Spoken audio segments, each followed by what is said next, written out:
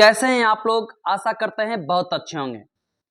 Dear students, मैं आज जो बात करूंगा वो मैं बात करूंगा जेएनयू नॉन टीचिंग वाले पोस्ट को लेकर के, जिसके लिए आप देख रहे हैं कि तमाम बच्चे आंसर की का इंतजार कर रहे हैं, बट आंसर की में काफी लेट है। आप देखे होंगे कि एसएससी का जो भी एग्जाम होता है, चाहे रेलवे का एग्जाम हो या अन्य जो भी इस तरह के मतलब ऑनलाइन एग्जाम होता है, बैंकिंग का एग्जाम हो, सभी का जो आंसर की है ऑलमोस्ट 7 डेज के बाद दे दिया जाता है। जबकि यहां आपका इस नॉन टीचिंग पोस्ट के लिए आंसर की के लिए लंबा इंतजार आपको करना पड़ा है। उसी के रिगार्डिंग आपकी परेशानी के रिगार्डिंग मैं बात कर रहा हूं, क्योंकि लगातार बच्चे जो है परेशान हो रहे हैं, जिसके लिए मैं आपके सामने लेकर आया हूं। देखिए, ये जो आपके सामने स्क्रीन पे दिख रहा होगा, ये आपका जेएनयू नॉन टीचिंग पोस्ट जो दिया गया था, जो आपका एक साइड वेबसाइट www.sarkariresult.com के माध्यम से जो बच्चे अप्लाई किए थे, वो इस तरह से अप्लाई किए थे, यहीं के माध्यम से अप्लाई किए थे, वहीं पर मैं हूं। जिसमें आपने जाना कि जनरली जो एग्जाम 26 से 27 अप्रैल को लिया गया, यानी SSC MT sorry JNU MTS वाले के लिए, इसके अलावा जो है स्टेनोग्राफर हो, चाहे आपका जूनियर असिस्टेंट हो, इन तमाम पोस्ट के लिए और बहुत सारे पोस्ट थे, सेमी प्रोफेशनल थे, प्रोफेशनल थे, असिस्टेंट प्रोफेशनल था, तो बहुत सारे पोस्ट थे, जिसका एग्जाम 26-27 को लिया गया। शेष बचे हुए एग्जाम को 29 मई को लिए गए। तो 26-27 अप्रैल वाले बच्चे वेट कर रहे थे कि काश मेरा अब आंसर किया जाएगा, एक सप्ताह में भी आ जाता। तो अभी जो डेट में मैं वीडियो बना रहा हूं, उसके एक महीने पहले आ जाने थे आंसर की, बट आंसर किसका नहीं आ पाया। बच्चे वेट करते रह गए। अब वेट कर रहे हैं कि अब देगा, अब देगा, अब देगा। इस परेशानी की वजह से स्टूडेंट्स इतने फ्रस्ट्रेट हो चुके हैं कि आखिरकार कब देगा। लोग लगातार परेशान हो पा रहे हैं। जबकि जेएनयू जो है, जेएनयू रियल में जितने तेजी से एग्जाम लिया, तो आप लोग खुद देखिए, यहां पर आपको दिख पा रहा होगा कि ये एग्जाम कब लिया है। तो जनरली ये जो मतलब 26 से 27 अप्रैल को एग्जाम लिया, 20 फरवरी को नोटिस जारी होता है, मई तक फॉर्म फिल होता है, और एक महीने के जस्ट बाद एग्जाम लिया जाता है, और आंसर की जारी करने में इतना विलंब आखिर क्यों? आखिर ऐसा क्या माजरा है जिसके कारण आंसर की को जारी करने में इतना विलंब किया जा रहा है यहां पर? तो देखिए, अब एक कारण उभर करके सामने आया, जो 29 मई को जिस बचे हुए वाले बच्चे का पेपर होगा, इसके बाद जो है आपका ये जारी कर दिया जाएगा, आंसर की जारी कर दिया जाएगा। क्योंकि आप देख सकते हो, एक नहीं, यहां पे देख सकते हो, जितना मैं स्क्रॉल कर रहा हूं, ये तमाम आपका पोस्ट ही हैं। इतने सारे पोस्ट जो कि नॉन टीचिंग है, क्योंकि एक किसी भी यूनिवर्सिटी में टीचिंग के अलावा नॉन टीचिंग पोस्ट की भी आवश्यकता होती है, और यहाँ पे वही नॉन टीचिंग पोस्ट यहाँ देखने को मिल रहे हैं। तो अब जनरली आपका जो है, चूंकि मैं जेएनयू के ऑफिशियल पे जा रहा हूं, तो जनरली क्या है कि 29 मई को जो एग्जाम लिए गए, अब कहा जा रहा था कि 29 मई के 7 आंसर की आपका जारी होगा।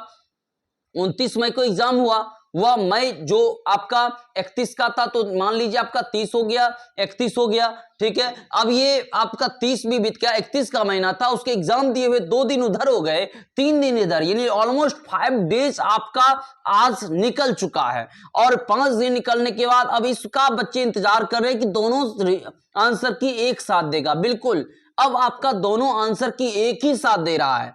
जी हां, ये जो आंसर की है 29 मई वाले का और 26 से 27 अप्रैल वाले का, दोनों कैंडिडेट का एक ही साथ देगा, दोनों कैंडिडेट का। और सबसे बड़ी बात है कि एग्जाम भी जो हुआ था, वो एक शिफ्ट में जिस किसी, चूंकि आप देखे होंगे, एक पोस्ट, किसी में 1 पोस्ट, किसी में 7 पोस्ट, किसी में 5 पोस्ट, किसी में 20 पोस्ट, किसी में 100 पोस्ट, इस तरीके से अलग अलग पोस्ट है।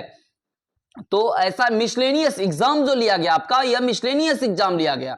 यह एग्जाम जो था आपका, ये मिसलेनियस स्तर पे लिया गया था, यानी सभी एग्जाम जो है सेंटर आपका जो दिया गया, उस पे आप जो भीड़ देखे होंगे, मैं पिछले वीडियो में बताया था, आपका कटअप पे इसका डायरेक्ट इफेक्ट पड़ता है। जो आप भीड़ आपको दिख रहा था, एक तो स्टूडेंट ही आपको नहीं दिख रहे होंगे, बिल्कुल नहीं दिख रहे हैं, स्टूडेंट काफी कम है। और दूसरी बात, जो स्टूडेंट दिख रहे हैं वो मिक्स स्टूडेंट हैं, यानी अलग अलग पोस्ट के वहां स्टूडेंट्स हैं, एक ही पोस्ट के स्टूडेंट नहीं है। और जैसे ही अलग अलग पोस्ट के वहां स्टूडेंट दिख रहे थे, तो सीधे तौर पे कहें तो जेएनयू के एमटीएस पोस्ट के लिए ठीक तरीके से 1000 वैकेंसी में 1000 कैंडिडेट जो है अपियर नहीं हो पाया। अपियर का मतलब फॉर्म फिलअप, और उसके बाद तो मान लीजिए 60-40 का अनुपात रहा, 40% एब्सेंट रहे, 60% प्रेजेंट रहे, और उसी 60% में से आपका कटअप बनने जाएगा। अब मान लीजिए उसी 60% का क्या होगा, कटअप बनेगा। तो इसीलिए मैं आपको डायरेक्ट कह रहा हूं कि डियर स्टूडेंट्स, सभी का वही बात है, जो एक गाना भी सुने होइएगा, हो जाएगा बल्ले बल्ले, वही हाल होगा अगर आप कॉन्शियस हो करके थोड़े से भी, अगर आप 15 दिन पढ़ लिए होंगे, 10 दिन पढ़ लिए होंगे और आप अगर 55% ला रहे हैं तो आप रिजल्ट में हैं। एसएससी एमटीएस वाले हों, चाहे जूनियर असिस्टेंट वाले का 2-4% कम रहेगा तो वो जूनियर असिस्टेंट वाले हों, चाहे आपका मूल रूप से एसएससी एमटीएस वाले जो कि वैसे पोस्ट हैं जो कि मतलब वो बच्चे इसमें पार्टिसिपेट हुए थे जिनका कि किसी तरह का कोई टेक्निकल डिग्री नहीं मांग रहा था। इसके अलावा जितने भी कैंडिडेट थे उन सभी में टेक्निकल मतलब टेक्निकल के साथ साथ एक्सपीरियंस भी मांगा जा रहा था। तो एमटीएस वाले बच्चे इसमें फेल हुए थे। सेमी प्रोफेशनल यानी लाइब्रेरियन वाले जो बच्चे थे, लाइब्रेरी किए हुए थे, चाहे बिलिस थे, एमलिस थे, वो भी पार्टिसिपेट हो पाए थे। तो उन तमाम स्टूडेंट जो दिए थे कटअप के लिए एकदम निश्चिंत रहिए। कटअप पहले फाइनल कटअप का डिसीजन भी मैं दूंगा, फाइनल कटअप वाले आपका मतलब मैसेज भी मैं दूंगा, क्योंकि आंसर की से मिलान करने के बाद आपको आपसे मैं कमेंट लूंगा और उसके आधार पर मैं रियल रिव्यू दूंगा। लेकिन याद रखें, आप 55% हैं तो आप रिजल्ट में हैं, क्योंकि रियल में क्वेश्चन मजबूत थे। आपने एग्जाम दिया होगा, आपको आभास हुआ होगा मजबूत क्वेश्चन का आपने एग्जाम दिया है, कम बच्चों के साथ आपने एग्जाम दिया है। स्क्रीन पे क्वेश्चन भले ही सेम थे लेकिन वो अलग अलग पोस्ट के थे। स्टूडेंट की संख्या काफी कम थी, आपके पोस्ट के लिए भी कम थी, फी बहुत अधिक था, जिस कारण से एपीआर कम बच्चे हो पाए, मतलब जो फॉर्म कम फिल कर पाए। इन तमाम वजहों की वजह से आपका जो स्टूडेंट है कम पार्टिसिपेट हो पाया और जनरली इसका असर डायरेक्ट पड़ेगा कटअप और मेरिट लिस्ट पे। एक अन्य बातें हो पाई, जिस तरह से बहुत सारे एग्जाम ऑनलाइन ऐसे रहे हैं जिसमें कि पता चला है कि धांधली के सोर्स मिले हैं और एग्जाम में किसी तरह का कुछ ऐसा देखने को नहीं मिला है। आंसर की के रिगार्डिंग में डायरेक्ट अब बात करूं तो चलते हैं इसके आंसर की पर, जो आपका jobs@JNU पर है। यहां पर आप जैसे ही यहां पर जाकर कॉपी से साइड पे क्लिक कीजिएगा, यहां पे आपको खुल के सामने चला आएगा कि टीचिंग के लिए, नॉन टीचिंग के लिए, इन तमाम पोस्ट में आप किसका देखना चाहते हैं। तो चूंकि ये तमाम चीजें जो आपके सामने दिख रहा है, ये गतिविधियां जेएनयू का है, जवाहरलाल नेहरू यूनिवर्सिटी का है। तो यहाँ पे आप नॉन टीचिंग वाले का देखना है तो ये नॉन टीचिंग पे क्लिक कीजिए और क्लिक करने के बाद देखिए नोटिस कब कब जारी हुआ है। 2 फरवरी को, जो कि आपके रिगार्डिंग है ही नहीं, क्योंकि 20 फरवरी को आपका नोटिस आया है। मैं तेजी से थोड़ा बोलता हूं ताकि वीडियो जो है आपका लंबा ना हो सके। 14/4 को यानी वैसे एग्जाम हुए थे जो एसएससी एमटीएस वाले थे, जूनियर असिस्टेंट वाले थे, सेमी प्रोफेशनल थे, प्रोफेशनल थे, उनका वाला यहाँ पे नोटिस दिया हुआ है। इसके बाद 18/5 को 29 मई वाले स्टूडेंट्स का कहा गया कि 29 मई को एग्जाम होना है, आप अपना सीटी देख लें। सीटी सभी बच्चे अपना अपना देख लिए। उसके बाद जो है एडमिट कार्ड के लिए बच्चे परेशान हो रहे थे, उसके लिए भी आसानी से यहाँ पर लिंक प्रोवाइड करवा दिया गया। 24 मई को एक नोटिस आता है एग्जाम, 29 मई के एग्जाम से कुछ ही दिन पहले नोटिस आया।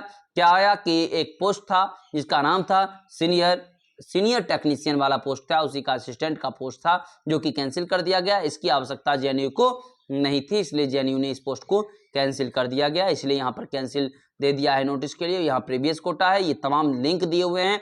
आपको अगर डायरेक्टली कुछ देखना है तो ये वो लिंक है, JNU RC website, recorded website, ये वो वेबसाइट है जनरली जहाँ से आप सब कुछ देख सकते हैं। एडमिट कार्ड और इस सिटी की आपको कोई आवश्यकता नहीं है। यहाँ पे आप जाइए और यहाँ जैसे ही आप जाइएगा तो यहाँ पर जाने के बाद देखिए यहाँ पर आपको ये वो साइट है जनरली जो आपको वो लिंक है जहां से आप क्या कर सकते हैं, डायरेक्ट क्या क्या नया गतिविधि हो रहा है वो देख सकते हैं। ये 3 चीजें में देख सकते हैं। न्यू सिंबल दिया हुआ है तो इसमें क्या क्या है, एग्जाम शेड्यूल ऑफ जेएनयू, तो एग्जाम शेड्यूल दिया हुआ है जो कि आपको पता है एग्जाम क्या हुआ, हो चुका है। इसके बाद है कैंसिल, जो एग्जाम हुआ है उसके रिगार्डिंग दिया हुआ है, तो वो भी आपने देखा कि ऑलरेडी नोटिस में ही देख लिया था ये। तो यहाँ जैसे ही आंसर की जारी होगा, एक आपको यहाँ पर दिख जाएगा कि यहाँ पे दिख जाएगा डाउनलोड आंसर की, और आंसर की कैसे भी लाना है वो मैं ऑलरेडी बता दूंगा। लेकिन यहाँ पर आपका क्या है, डाउनलोड आंसर की, जो आंसर की आपको डाउनलोड करके किया जाएगा। यहाँ पर देखिए, यहाँ आपको नीचे जैसे इसी पर आइएगा तो एडवांस सिटी अल्टीमेशन,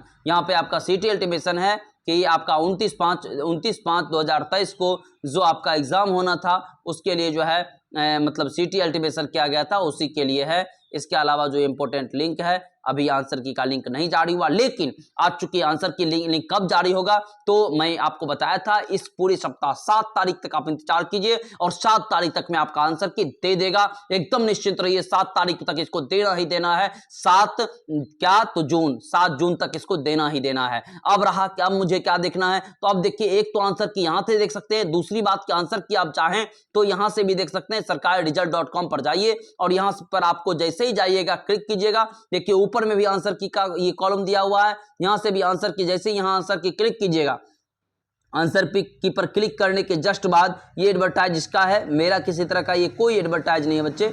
एक मिनट में इसको स्क्रॉल कर दिया, देखो यहां पर जैसे ही जाओगे तो यहां पर दिख जाएगा जो कि एमपीपीएससी प्री आंसर की से लेकर के ये बीपीएससी का, ये एसएससी सीपीओ का, ये तमाम चीजें देखिए आंसर की दिया हुआ है, तो इसका दिया हुआ है, लेकिन अभी आपका उसका नहीं दिया है, इसलिए यहां पर नहीं दिया है। जैसे ही देगा तो सबसे पहले इसका ऑफिशियल वेबसाइट पे आता है और साइड वेबसाइट पे जाइएगा तो इस वेबसाइट के माध्यम से भी आप आंसर की को देख सकते हैं। ये आंसर की देखने का तरीका था जिसके लिए मैं बताया था। स्टूडेंट्स परेशान है, रियल में परेशान होना भी चाहिए। आखिर आप ही बताओ कि इतने लंबे समय तक अगर कोई बच्चे परेशान हो कि आंसर की के लिए आंसर की नहीं जारी हो तो अभी के समय में काफी दिक्कत है। क्यों नहीं जारी हुआ है वो क्या कहें, इसमें कहना ही, क्योंकि जेएनयू को ऐसा नहीं करना था, इतने लंबे समय नहीं लगाना था। लेकिन आप बेफिक्र रहें, 7 तारीख तक आपका 29 वाले बच्चे, आप भी आपका आंसर का लंबा इंतजार नहीं करना पड़ेगा।